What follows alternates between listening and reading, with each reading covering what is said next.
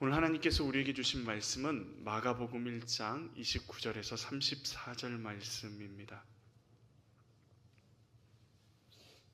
마가복음 1장 29절에서 34절까지 말씀입니다. 한 절씩 교독하시겠습니다. 회당에서 나와 곧 야고보와 요한과 함께 시몬과 안드레의 집에 들어가시니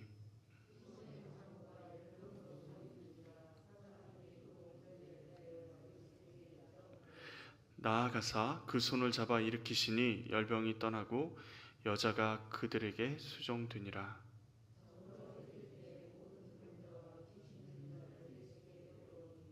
온 동네가 그 문 앞에 모였더라. 예수께서 각종 병이 든 많은 사람을 고치시며 많은 귀신을 내쫓으시되 귀신이 자기를 알므로 그 말하는 것을 허락하지 아니하니라. 아멘. 우리 옆 사람 보고 인사하겠습니다. 주님의 이름으로 사랑합니다. 네, 주님의 이름으로 사랑합니다. 저희가 이제 마가복음을 계속 이렇게 보고 있는데요. 예수님이 종으로 오신 예수님에 대해서 마가복음은 이야기하고 있습니다. 그리고 항상 우리가 복음서를 볼 때는 예수님은 누구신가에 대해 관심을 가져야 됩니다. 특별히 마가복음은 다른 복음서보다 더 많은 치유의 사역이나 삶에서 일어나는 일들을 많이 다루고 있습니다.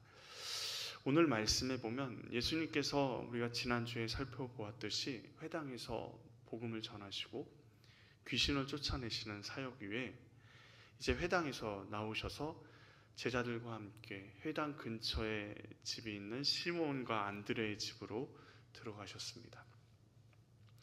시몬의 집에는 동생들과 처갓대 식구들도 함께 살 정도로 굉장히 좀 규모가 있는 집이었습니다.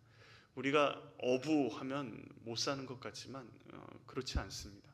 그 당시에 하루 벌어 하루 살아가는 이스라엘 사람들의 사정 가운데서 어부는, 그것도 배를 가지고 그물을 가지고 있는 어부는 굉장히 잘 사는 편에 속했던 사람들입니다. 그런데 30절 말씀을 보면 특별한 상황이 벌어지고 있는 것을 보고 있죠. 우리 30절 말씀을 같이 한번 볼까요? 시몬의 장모가 열병으로 누워 있는지라 사람들이 그 여자에 대하여 예수께 여짜온대. 누가 지금 열병으로 누워 있습니까? 시몬의 장모가 열병으로 누워 있습니다. 만약 집에 손님을 데리고 가는데, 의사 선생님을 데리고 가는데 장모님이 병으로 누워 있다라고 하면 어떻게 하시겠습니까? 부모님이 병으로 누워 있다고 하면 어떻게 해야 되겠습니까? 그 의사 선생님한테 우리 어머니가 지금 병으로 누워 계시는데 한번 좀 봐주십시오 라고 이야기할 것 같습니다. 아니 집에 방문하지 않아도 아는 의사 선생님이라면 전화해서 지금 이렇게 편찮으신데 한번 봐주십시오 라고 이야기할 것 같은데, 오늘 예수님께 아뢰는 사람들은 시몬이 아니라 다른 사람들입니다. 왜 시몬은 장모님이 편찮으신데도 자신이 직접 예수님의 놀라운 그 기적과 이적들을 다 봤음에도 불구하고 예수님께 아뢰지 않을까요? 여기서 우리가 좀 한 가지 생각해 봐야 될 게 지금 시몬의 장모입니다. 시몬과 안드레가 지금 누구를 쫓아다니고 있죠? 예수님을 쫓아다니고 있습니다. 예수님께서 내가 너희를 사람을 낚는 어부가 되게 하리라 하시면서 나를 따르라 라고 할 때 어디서 부르셨죠? 물고기 잡고 있을 때 부르셨단 말이죠. 그래서 그물과 배를 버려두고 예수님을 쫓았습니다. 만약에 여러분이 시몬의 장모라면 어떠했을 것 같습니까? 어부이지만 배를 가지고 있고 딸은 굶겨 죽이지 않겠다 생각하며 딸을 시집 보내고, 그리고 자신들의 집도 형편이 좀 어떤지 모르겠지만 같이 그 집에서 살게 되고, 그런데 어느 날 갑자기 사람들이 와서 이야기하는 겁니다.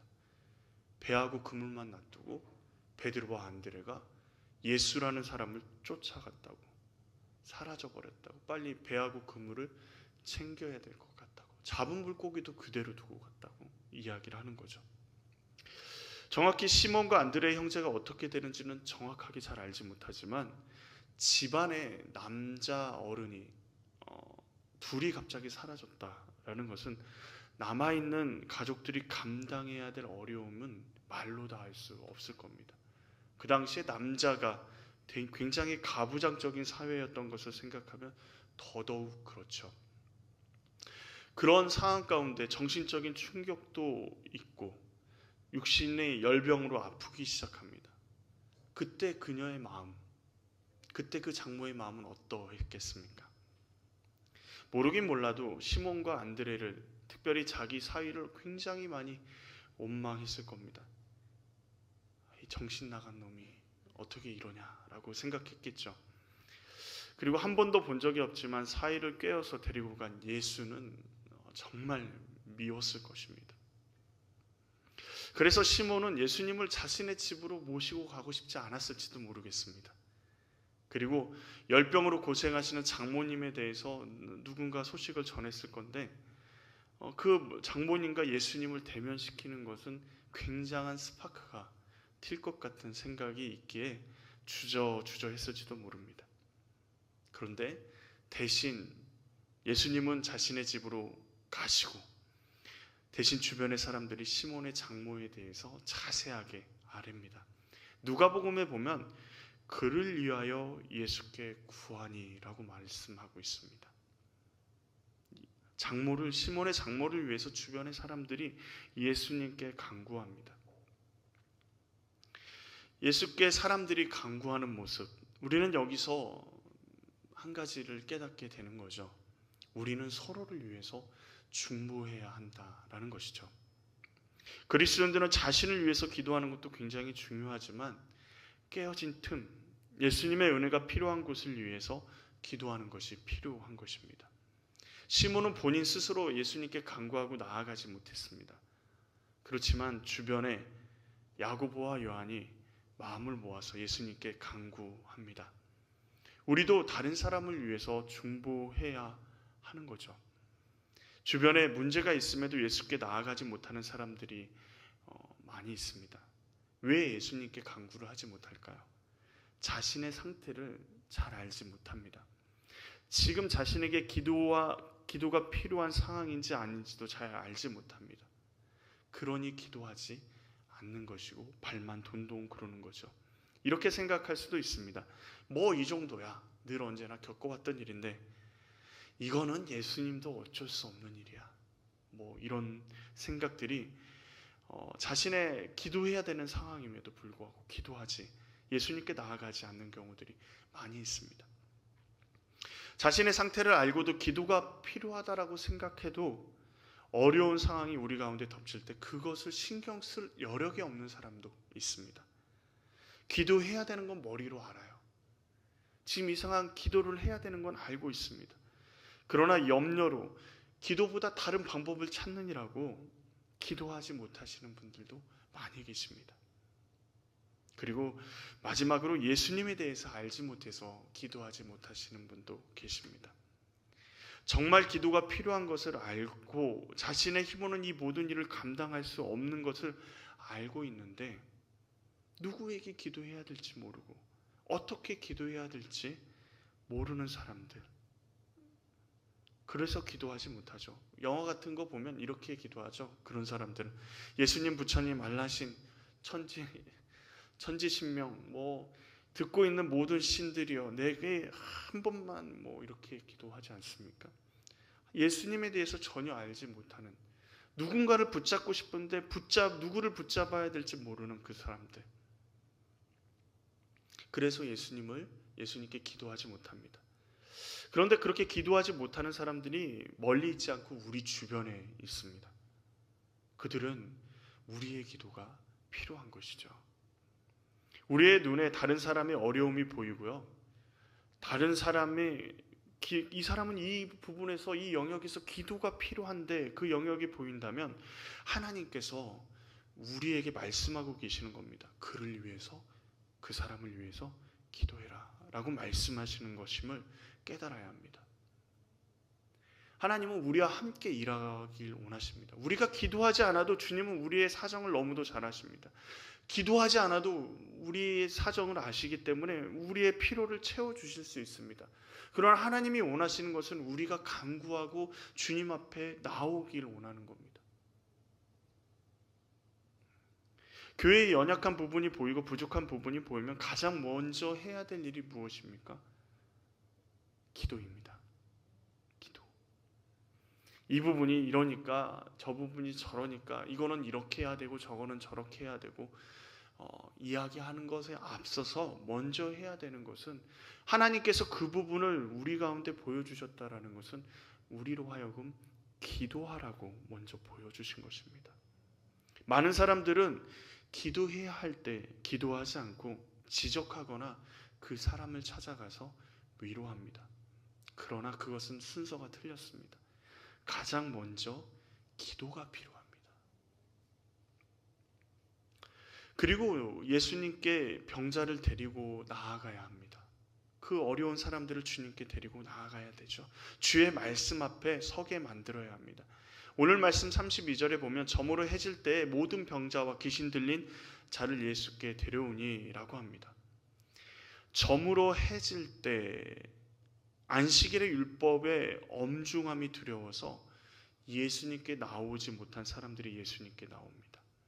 혼자 나올 수 없는 사람들이었습니다. 병들거나 귀신 들린 사람들이죠.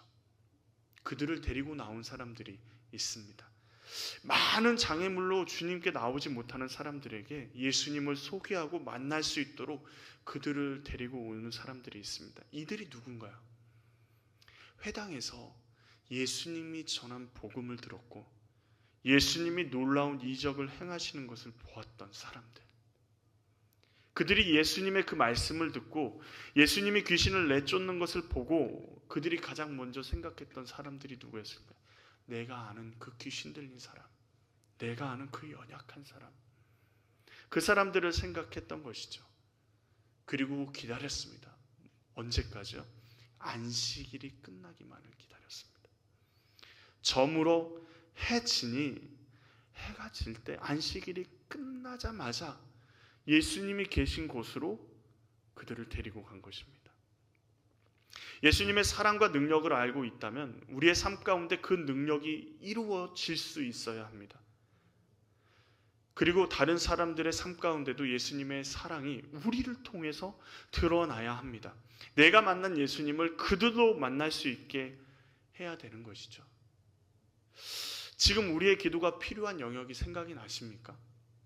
지금 그냥 한번 여기까지 우리가 같이 나누었는데 우리의 기도에 필요한 영역이 누가 생각이 나십니까?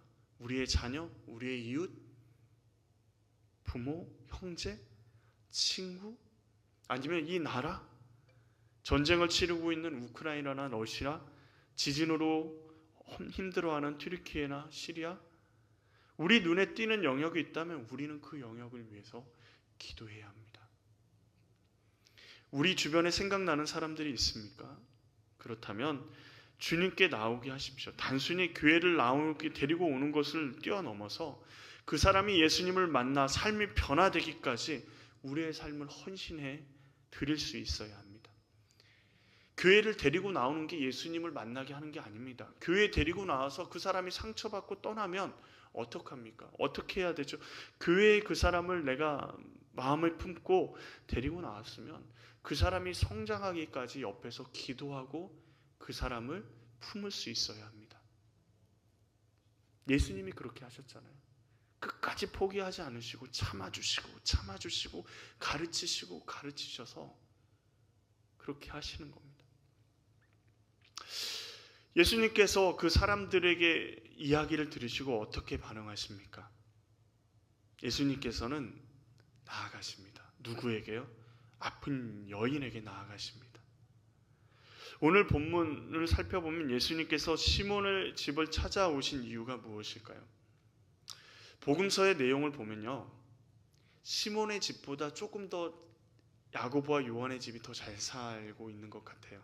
야고보와 요한은 아버지와 또 누구와 일했냐면 품꾼과 함께 일하다가 예수님의 초청을 받았습니다. 시몬과 안드레는 자신들이 물고기를 잡다가 예수님께 초청을 받았지만 야고보 요한은 품꾼과 아버지와 함께 그물을 이렇게 손질하다가, 그러니까 품꾼을 둘 정도로 큰 배를 가졌던지 많은 배를 가졌던 집안의 사람들이었죠. 그럼에도 예수님은 굳이 열병으로 한 여인이 누워있는 그 집에 들어가셨습니다. 예수님께서 열병으로, 그리고 예수님과 시몬으로 인해서 마음의 어려움을 가지고 미움을 가지고 있는 그 여인을 시몬 베드로의 장모를 찾아가신 것입니다. 예수님이 누구를 찾아가셨습니까? 열병으로 누워있는 여인을, 문제가 있는 연약한 우리를 주님은 찾아오셨습니다.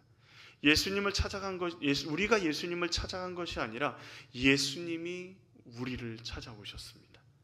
우리가 예수님을 선택한 것이 아니라요, 예수님이 우리를 선택하셨습니다. 세상 사람들은 지금 이런 상황을 운이 좋았다라고 이야기할지 모릅니다.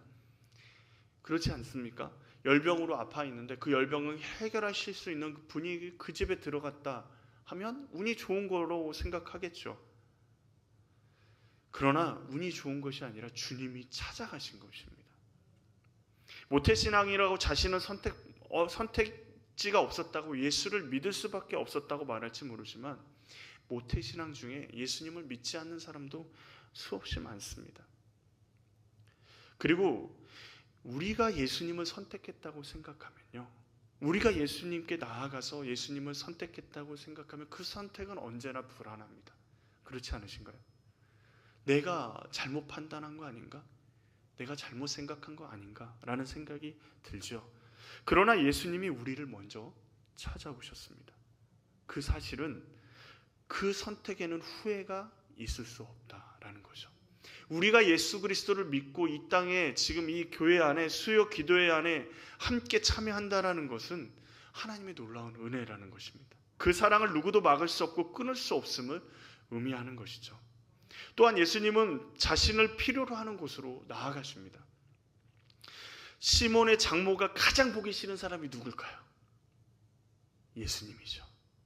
가장 꼴도 보기 싫은 사람이 예수님입니다. 그렇지 않으시겠어요?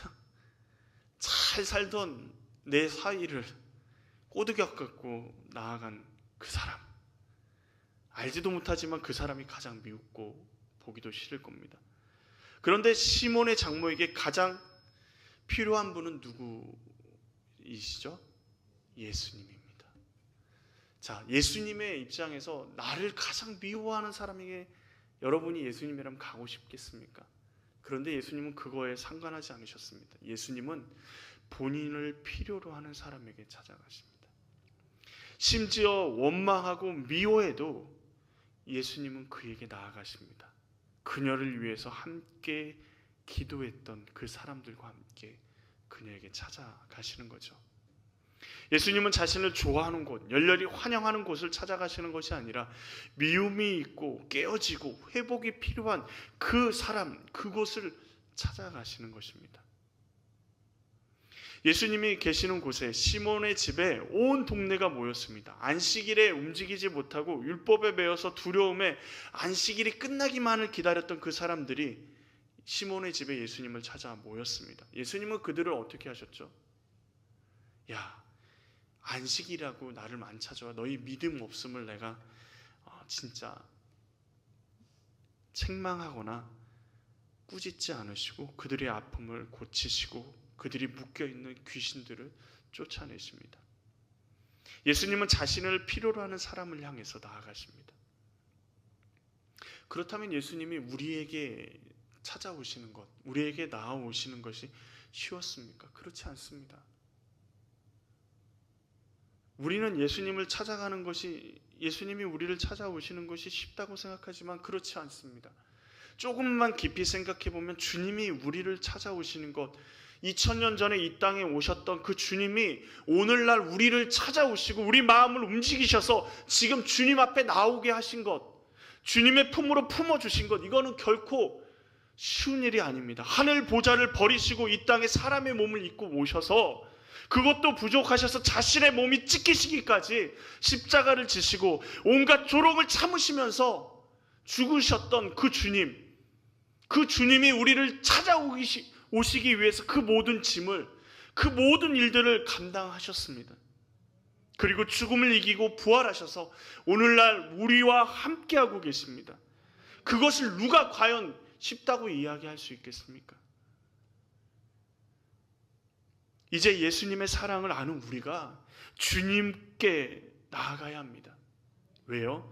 역대하 7장 14절에 이렇게 말씀하십니다. 내 이름으로 일컫는 내 백성이 누구죠? 바로 우리입니다. 그들의 악한 길에서 떠나 스스로 낮추고 기도하여 내 얼굴을 찾으면, 그들의 악한 길에서 떠나 스스로 낮추고 기도하여 내 얼굴을 찾으면 내가 하늘에서 듣고 그들의 죄를 사하고 그들의 땅을 고칠지니라. 예수님의 사랑을 아는 우리가 엎드려 하나님 앞에 기도하고 하나님 앞에 우리 이 민족의 죄를 하나님 앞에 아뢰며 하나님의 얼굴을 구할 때 하나님께서 하늘에서 듣고 그들의 죄를 사하시고 이 땅을 고치시겠다고 말씀하십니다. 우리와 주님은 함께하기를 원하십니다. 우리의 회개와 기도를 통해서 하나님께서 죄를 사하시고 고칠 것을 약속하셨습니다. 예수님의 사랑을 받았으니 그 사랑을 가지고 이 땅을 품고, 우리가 살고 있는 이 순천 땅을 품고, 우리가 살고 있는 그 지역을 품고, 내가 일하고 있는 그 직장을 품고 하나님의 사랑을 가지고 예수 그리스도의 사랑의 통로로 나아가길 원합니다. 누구처럼요? 예수님처럼요. 예수님과 함께. 또 예수님은 이 여인을 찾아가셔서 어떻게 하시죠? 손을 잡아주십니다. 손을 잡는다라는 그 말은 그 사람과 함께 한다라는 의미입니다. 열병으로 누워있는 그 여인에게 예수님이 찾아가셔서 다른 말씀하지 않으십니다. 그 손을 잡아주십니다. 이스라엘에서 병에 걸렸다라는 것은 죄를 지었다라는 것이죠. 죄인이죠. 그리고 부정해진 사람입니다. 그래서 사람들은 가까이 하지 않습니다. 누가복음에 의하면 시몬의 장모는 중한열병에 걸려 있습니다. 중한열병에. 전염의 위험이 있는 병일 가능성이 굉장히 높습니다. 그럼에도 불구하고 예수님은 그녀를 찾아가셔서 뭐 하신다고요? 그녀의 손을 잡아주십니다. 손잡는 게 뭐 대수냐라고 이야기할지 모르지만 우리 코로나 겪지 않으셨나요? 코로나가 한참 유행일 때 여러분 손을 어떻게 하셨죠? 악수하지 말자. 멀리서 눈인사만 하자. 손도 하지 못하니까 대체로 어떻게 하죠? 팔꿈치를 치든지 주먹을 해서 이렇게 하든지. 그것도 싫어하시는 분들이 계시더라고요. 그리고 누가 기침이나 한번 하면 의심의 눈초리로 쳐다봅니다. 저 사람 코로나 아니야? 한번 기침해 보셨나요? 사람들이 모여있는 곳에 얼마나 미안한지, 얼마나 의심의 눈초리로 쳐다보는지 두렵습니다. 아무도 찾아와 주지 않고 원망과 아픔 가운데 있는 그 여인에게 갑자기 한 남자가 찾아와서, 예수님이 찾아오셔서 혼자일 것 같고 정말 세상에 혼자 떨어져 있는 것 같은 그 여인에게 찾아오셔서 그 여인의 손을 붙잡아 주십니다. 예수님은 우리의 아픔의 현장에 찾아오셔서 그 현장 한가운데로 오십니다. 그리고 우리의 손을 잡아주시는 것이죠. 그 여인은 예수님의 마음이 느껴졌을 것입니다. 자신의 손을 붙잡고 계시는 예수님의 그 손이 경험되어집니다. 자신의 사이가 선택했던 그 예수님의 왜 선택했는지 그 손길을 통해서 예수님의 사랑이 온전히 느껴집니다. 예수님께 우리의 아픔과 우리의 어려움과 우리의 죄악과 더러움 있는 그대로 보여드려도 괜찮습니다. 있는 모습 그대로 예수님께 우리의 연약한 부분들 주님의 손에 맡겨드리십시오. 주님은 이미 우리를 다 알고 계십니다. 예수님은 가장 낮은 곳에 가장 낯선 모습으로 있는 우리에게 찾아오셔서 있는 모습 그대로 우리를 품어주시고 우리의 손을 잡아주십니다. 예수님은 우리를 아시고 우리의 아픔을 함께 아파하시고 우리의 마음을 함께 공감하고 계십니다. 우리의 아픔이 예수님의 아픔으로 예수님은 받아들이십니다. 예수님은 그 여인의 손을 잡으며 그 모든 것을 말씀하고 계시는 것이죠. 예수님은 그 여인을 어떻게 하시죠? 일으켜 세우십니다. 그 아픔의 자리에서 일으켜 세우시죠. 예수님의 치유는 우리가 앞으로도 계속해서 보겠지만 영육이 완벽한 완전한 치유이십니다. 시몬의 장모의 마음을 알아주시고 손을 잡아주시는 것으로 함께 아파하시는 것으로 끝나는 것이 아니라 완전히 회복시키십니다. 무너졌던 그 자리에서 완전히 회복시키십니다. 시몬을 원망했던 마음, 예수님을 미워했던 마음, 그리고 그 육신의 질병에서 완전히 회복시키십니다. 그런데 바뀐 환경은 아무것도 없습니다. 시몬과 안드레는 예수님을 계속 쫓아다닐 것이고 가정의 어려움들은 그대로 남아 있습니다. 그러나 예수님은 그 상황 가운데서 그 여인을 완전히 변화시키시고 완전히 일으키십니다. 예전에 문제라고 생각했던 그 문제가 더 이상 문제가 되지 않습니다. 이제는 절대로 안 된다고 생각했던 그 모든 일들이 예수님의 사랑을 깨닫고 나니 예수님이 나를 아신다는 생각을 그리고 그것을 알고 나니 그녀는 완전히 회복되었습니다. 우리의 삶의 영역에서 무너지신 그 영역이 있다면 주님께서 회복시키십니다. 상처받고 쓰러진 그리고 어찌할 줄 모르는 우리에게 찾아오셔서 우리의 손을 잡아주시고 우리의 아픔과 슬픔을 그리고 우리의 어려움을 함께 하십니다. 거기에 예수님의 치유가 시작되시고 그리고 우리를 온전히 일으켜 세워주십니다. 찾아오시고 손잡아 주시고 일으켜 세워주시는 그 예수님의 그 사랑을 느껴지십니까? 이 시몬의 장모만 그 사랑을 느끼나요? 오늘 우리에게도 예수님은 동일하게 찾아오셔서 함께 하시고 손 잡아주시고 일으켜 세워주십니다. 예수님의 회복 이후에 어떤 일들이 일어납니까? 31절 말씀을 같이 보실까요? 나아가 그 손을 잡아 일으키시니 열병이 떠나고 어떻게 해요? 여자가 그들에게 수종되니라. 이제 병에서 회복함을 얻은 이 여인이 섬깁니다. 육신의 아픔, 마음의 원망이 회복되자 섬김의 자리로 나아가게 되는 거죠. 수종 들었습니다. 이것은 이전의 섬김의 자리를 회복함을 의미합니다. 집안의 여자 어른으로서 손님을 접대하는 것은 당연한 일이죠. 여인이 그 자리로 나아가는 것을 볼 수 있습니다. 예수님을 섬기는 자리로 이제 나아갑니다. 우리에게 회복이 일어나면 섬김이 회복이 됩니다. 예수님을 섬기는 것들이 회복이 되죠. 예배의 자리, 기도의 자리, 그리고 여러 가지 헌신의 자리에 나옵니다. 교회 안에서의 헌신의 자리에도 나아가고 주님 앞에 열심히 섬깁니다. 그런데 거기서 멈추지 않습니다. 예수님의 동역자로 더 깊은 섬김으로 나아갑니다. 예수님만 섬기는 것으로 만족하지 않습니다. 예수님과 함께하는 사람들까지 수종을 들죠. 예수님의 사랑을 깨닫고 은혜를 받으면 예수님을 섬기게 됩니다. 예수님을 향한 그 섬김은 이제 점점 깊어져 이웃들을 향할 수밖에 없습니다. 예수님이 바라보시고 안타까워하시는 그들을 향해 우리의 섬김이 향하지 않는다라는 것은 주님의 사랑을 알지 못하는 것과 마찬가지입니다. 며칠 전 우리가 함께 묵상했던 마태복음 18장 5절에 또 누구든지 내 이름으로 이런 어린아이를 영접하면 곧 나를 영접함이라 라고 예수님이 말씀하십니다. 예수님의 이름으로 어린아이와 같이 연약한 사람을 영접하는 것이 곧 누구를 영접하는 것이라고요? 예수님을 영접하는 것입니다. 한 청년이 불의의 사고로 죽게 됐습니다. 그 청년은 늘 언제나 장애 아들을 돌보면서 봉사하면서 열심히 살았던 형제입니다.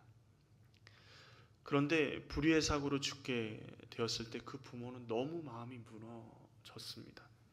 이제 한참 때인 그 아이가 죽다니. 그런데 그 청년에 드러났던 사망보험금을 그리고 위로금을 엄청난 금액을 받게 된 것입니다. 그런데 그 부모가 생각한 것이 무엇인 줄 아십니까? 이 청년이 그렇게 사랑했던, 그리고 그렇게 생전에 봉사했던 장애를 가진 아이들을 생각하게 된 것입니다. 단 한 푼도, 그 엄청난 돈의 단 한 푼도 자신들을 위해서 쓰지 않습니다. 어떻게 하죠? 그 엄청난 거금을 장애를 가진 아이들을 위해서 장학재단을 세우고 그 아이들을 돕는 일을 이제 자신들이 헌신하기 시작합니다. 왜 그렇게 할까요? 내가 가장 사랑했던 내 아들이, 내가 가장 사랑했던 걔가 사랑하는 그 아이들이 눈에 보이기 시작하는 거죠.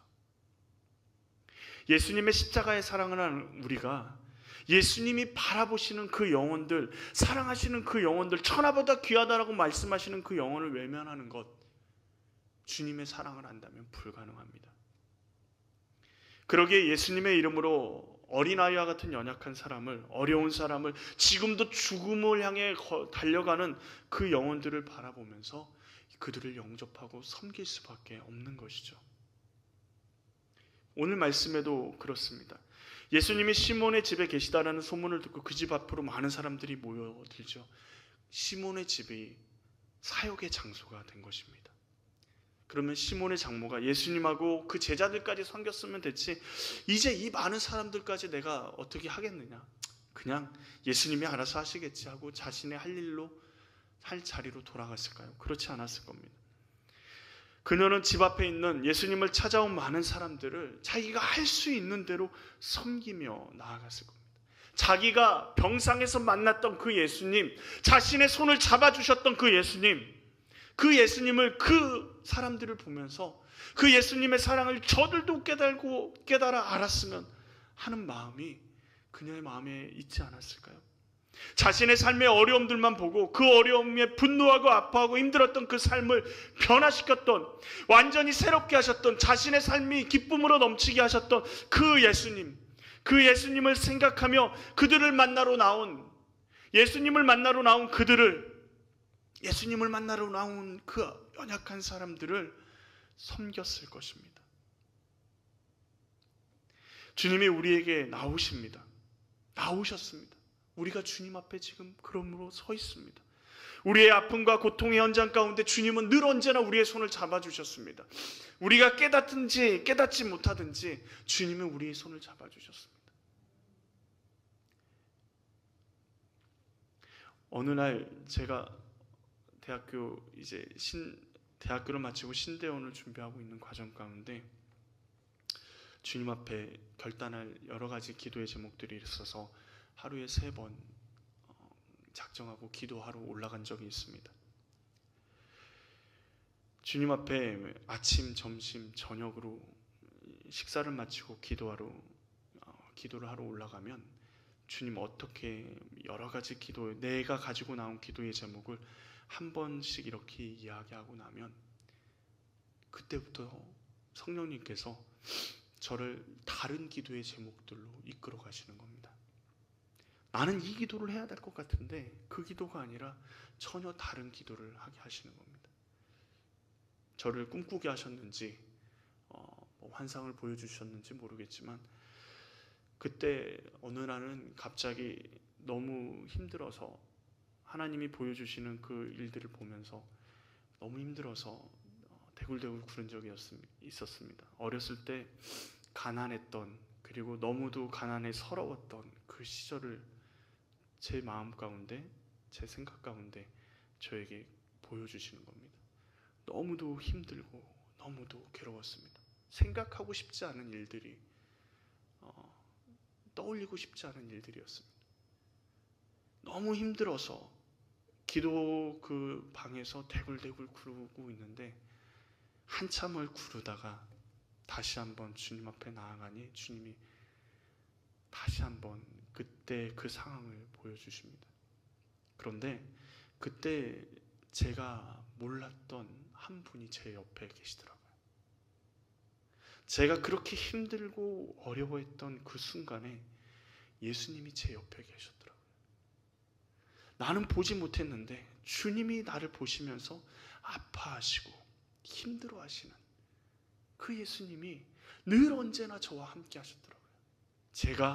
나는 더 이상 예수님을 믿을 수 없어. 나는 예수님과 예수님 살아계시면 이럴 수는 없지 라고 이야기하는 그 순간에도, 제가 너무도 힘들어했던 그 순간에도 주님은 저와 함께 하고 계셨습니다. 그때 그 모습을 보고 제가 얼마나 울었는지 모릅니다. 그때 그 순간에 주님 어디 계시냐고 울부짖었던 그 순간에 예수님은 제 옆에 계셨던 거예요. 제가 보지 못한 것뿐이었습니다. 주님은 우리 옆에 계십니다. 우리와 함께 하고 계십니다. 우리의 아픔을 너무도 잘 아십니다. 너의 아픔을 내가 안다. 우리의 힘으로, 우리의 능력으로, 우리의 이름으로 우리가 그러므로 사랑할 수 없습니다. 우리 자녀를 우리의 이름으로, 우리의 힘으로, 우리의 사랑으로 사랑한다고요? 말도 안 되는 소리입니다. 그렇게 사랑하면요, 그 사랑이 우리의 자녀를 망가뜨립니다. 내 이름으로 사랑하는 것, 세상의 사랑으로 사랑하는 것, 잘못된 사랑이 될 가능성이 너무도 많습니다. 그러나 주님의 그 사랑이 나를 통해서 우리 자녀에게 온전히 흘러갈 때, 많은 사람들에게 흘러갈 때 그것이 섬김이 되고, 예수님의 사랑과 능력으로 예수님의 이름으로 섬김이 될 때 놀라운 역사들이 일어나는 것입니다. 갈라디아서 2장 20절에 바울의 고백이 우리의 고백이 되기를 원합니다. 여러분 너무도 잘 아는 말씀이에요. 내가 그리스도와 함께 십자가에 못 박혔나니 그런즉 이제 내가 사는 것이 아니오 오직 내 안에 그리스도께서 사시는 것이라. 이제 내가 육체 가운데 사는 것은 나를 사랑하사 나를 위하여 자신을 버리신 하나님의 아들을 믿는 믿음 안에서 사는 것이라. 내가 사는 것이 아니라요, 내 안에 그리스도께서 사시는 것입니다. 우리 찬양 중에 오래된 찬양이지만 주님이여 이 손을 꼭 잡고 가소서라는 찬양 아시나요? 이 찬양의 가사를 쓴 사람이, 찬양을 만든 사람이 찬양 사역자였습니다. 찬양 사역을 한참 하고 있는 미국의 다른 주에서 찬양 사역을 한참 하고 있는 도중에 연락이 왔어요. 아내가 아프다고, 임신한 아내가 아프다고 연락이 왔습니다. 그런데 하나님 앞에서 이제 찬양 사역을 마무리해야겠다 생각으로 찬양 사역을 마무리하고 연락을 취해봤더니 아내와 아이가 죽은 겁니다. 하나님을 원망하는 마음이 얼마나 들었는지 찬양 한 번 못하고 있었는데 친구를 따라간 어느 장소에서 주님이여 이 손을 꼭 잡고 가소서, 이 찬양을 떠올리게 된 겁니다. 그러면서 자신의 마음을 만져주시는 그 하나님의 마음을, 자신과 함께 하시는 하나님의 마음을 경험하게 된 거예요. 그리고 이 찬양을 만든 겁니다. 이 찬양의 가사를 찬양지 380장에 있습니다. 한번 보실까요? 주님이여 이 손을 꼭 잡고 가소서,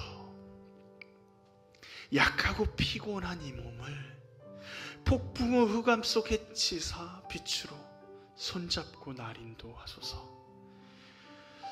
2절 가사도 이렇습니다. 인생이 힘들고 고난이 겹칠 때 주님이여 날 도와주소서, 외치는 이 소리 귀 기울이사 손잡고 날 인도하소서. 주님이 우리의 손을 잡고 계십니다. 주님이 우리와 함께 하십니다. 그 주님과 함께 우리가 같이 나아가기로 합니다. 주님, 우리의 손을 잡아주시옵소서. 주님, 이 손을 꼭 잡아주시옵소서. 힘들고 지치고 약한 우리의 손을 꼭 잡아주시옵소서. 주님, 주님의 사랑 가운데 우리가 나아가기로 합니다. 우리 그런 마음의 믿음의 고백을 가지고 우리 다시 한번 이 찬양을 주님 앞에 드리겠습니다.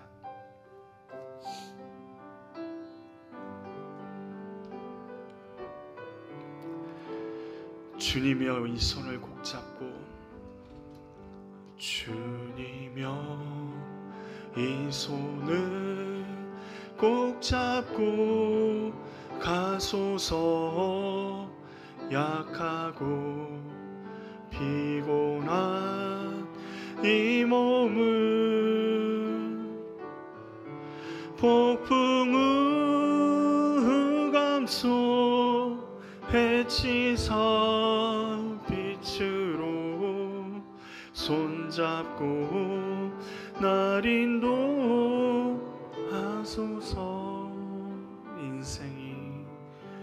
인생이 힘들고 고난이 겹칠 때에 주님여 날 도와주소서.